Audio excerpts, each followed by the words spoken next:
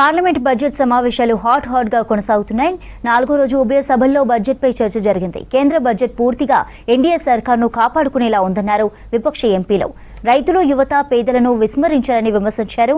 NDA పక్ష ఎంపీలు మాత్రం బడ్జెట్ సమతూకంగా ఉందన్నారు. అన్ని వర్గాలకు మేలు జరిగేలా కేటాయింపులున్నాయన్నారు. పార్లమెంటులో 4వ రోజు బడ్జెట్ సమావేశాలు వాడివేడిగా జరిగాయి. ఉభయ సభల్లో కేంద్ర బడ్జెట్ 2024-25పై చర్చ కొనసాగింది. సభ కార్యకలాపాలకు అడ్డుపడొద్దని, బడ్జెట్పై చర్చ జరిగేలా సహకరించాలని విపక్ష ఎంపీలను కోరారు. పార్లమెంటరీ వ్యవహారాల మంత్రి కిరణ్ రిజిజు प्रश्न संख्या 41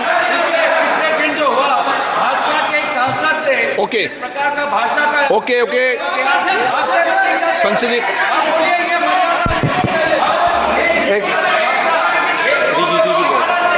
बता रहे हैं संसदीय कार्य मंत्री जी,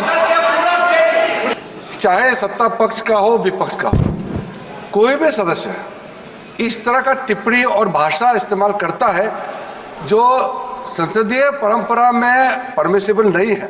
పార్లమెంటులో సరిహద్దు రాష్ట్రాల భద్రత, చైనాతో ట్రేడ్ లోటుపై చర్చకు పట్టుబట్టారు విపక్ష ఎంపీలు. దీనిపై లోక్సభ స్పీకర్కు వాయిదా తీర్మానం ఇచ్చారు కాంగ్రెస్ ఎంపీ మనీష్ తివారీ.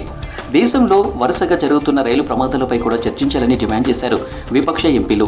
దేశ సమస్యలపై మాట్లాడితే ప్రతిపక్షాల గొంతును కేంద్రం అణిచివేస్తుందన్నారు కాంగ్రెస్ ఎంపీ గౌరవ్ గొగోయ్. పంజాబ్ మాజీ సీఎం చెన్నీజీ రైతుల సమస్యలు లేవనెత్తితే అడ్డుకోవడం సరికాదన్నారు. ఎంఎస్పీ చట్టబద్ధతపై బీజేపీ సమాధానం చెప్పాలన్నారు గొగోయ్. विपक्ष देश के मुद्दों को उठाना चाहती है बजट के द्वारा, और सत्ता पक्ष को ये आदत हो चुकी है कि देश के आवाज़ को दबाने की. जब किसानों को एमएसपी का कानूनी सुरक्षा का मामला उठा रहे थे तो बार बार उनकी आवाज़ को दबाने की कोशिश कर रही, और भाजपा आज भी किसानों के प्रति पूर्व की तरह अपना अहंकारी व्यवहार वो चला रहा है. సంకీర్ణ భాగస్వామ్య పక్షాలను సంతృప్తి పరిచేందుకు బడ్జెట్లో ఏపీ, బీహార్లకు ప్రత్యేక నిధులు కేటాయించారన్నారు కాంగ్రెస్ ఎంపీ శశి థరూర్. తమ రాష్ట్రాలకు నిధులు కేటాయించకపోవడంతో ఇండియా కూటమి 3 సీఎంలు నీతి ఆయోగ్ సమావేశాన్ని బాయ్కాట్ చేస్తున్నారన్నారు. ప్రజాస్వామ్యంలో నిరసన తెలిపే హక్కు ఉంటుందన్నారు శశి థరూర్. ऐसा लगा कि 2 राज्यों को बहुत फेवरेट ट्रीटमेंट दे चुके हैं सरकार ने, क्योंकि वो चाहते हैं कि ये 2 उनके जो कोएलिशन पार्टनर्स हैं कि ये लोग ज़रा संतुष्ट रहें ताकि सरकार आगे बढ़े. देखिए, मैं आपको कहूँगा कि बिहार को जितने मिले हैं, अगर मेरे राज्य मिले तो हम बहुत खुश होंगे. तो आप देखिए कि जब एक राज्य को 26,000 मिल रहा है करोड़ और दूसरे में कुछ नहीं मिल रहे, तो लोग को पूछने के लिए तो हक है ना. మోదీ ప్రభుత్వం సబ్కా సాథ్ సబ్కా వికాస్ నినాదం పచ్చి అబద్ధమన్నారు విపక్ష ఎంపీలు. కేంద్ర బడ్జెట్ పూర్తిగా బీజేపీ మద్దతుదారుల ప్యాకేజీలో ఉందని విమర్శించారు. దేశంలోని రైతులు, యువత, మహిళలు, దళితులకు బడ్జెట్లో ఎలాంటి ప్రాధాన్యత లేదన్నారు. ఇది కేంద్ర బడ్జెట్ కాదని, వివక్ష బడ్జెట్ అని విమర్శించారు విపక్ష ఎంపీలు. బడ్జెట్లో మధ్యతరగతి సాధికారతకు అధిక ప్రాధాన్యం ఇచ్చామంది కేంద్ర ప్రభుత్వం. అన్ని రాష్ట్రాలకు న్యాయంగా నిధుల కేటాయింపు ఉందన్నారు. యువత, పేదలకు మేలు జరుగుతుందన్నారు ఎన్డీఏ పక్ష ఎంపీలు. లోక్సభలో ఇద్దరు పంజాబీ నేతల మధ్య తీవ్ర వాగ్వాదం చోటు చేసుకుంది. కాంగ్రెస్ ఎంపీ చరణ్జిత్ చన్నీ, కేంద్ర మంత్రి బీజేపీ ఎంపీ రవ్నీత్ బిట్టు వ్యక్తిగత దూషణలకు దిగారు. దీంతో 30 నిమిషాల పాటు సభ వాయిదా పడింది.